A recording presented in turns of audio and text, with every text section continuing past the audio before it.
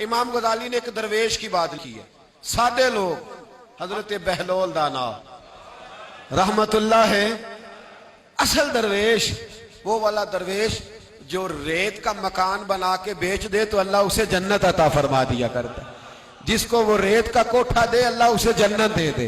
हजरत बहलोल दाना हारून रशीद बादशाह हज करके निकला।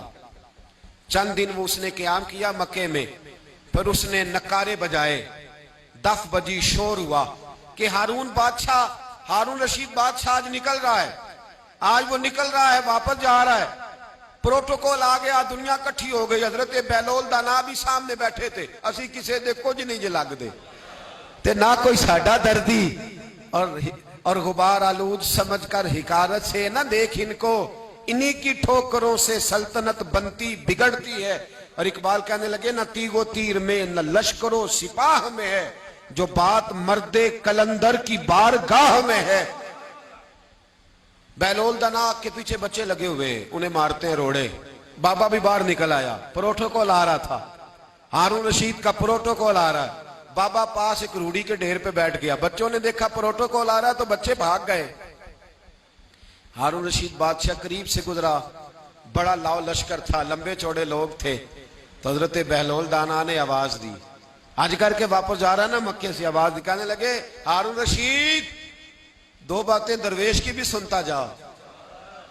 तो हारून रशीद घोड़े का रुख मोड़ के करीब आए तो उसने बात की तो हारून रशीद बादशाह धड़ाम से जमीन पे गिरा, रोने लगा। हजरत बहलोल दाना कहने लगे हारून रशीद, दुनिया में सबसे ज्यादा इज्जत अल्लाह ने जिसे दी है वो अल्लाह के रसूल है सल्लल्लाहु अलैहि वसल्लम। जिनका मर्तबा सबसे ऊंचा है वो मोहम्मद अरबी सल्लल्लाहु अलैहि वसल्लम है। सबसे बड़ी शान तो उनकी है। मुझे बता, जब नबी पाक हज करके गए थे तो इसी तरह नकारे बजे थे? जब हुजूर गए थे तो यही अंदाज था जो तेरा है? फरमाने लगे मैंने तो हदीस में ये सुना है कि ना किसी ने किसी को धक्का दिया था, ना किसी को हटाया था। हुजूर की ऊंटनी चलती जाती थी, सहाबा अदब करते जाते थे, तू नकारे बजा रहा है।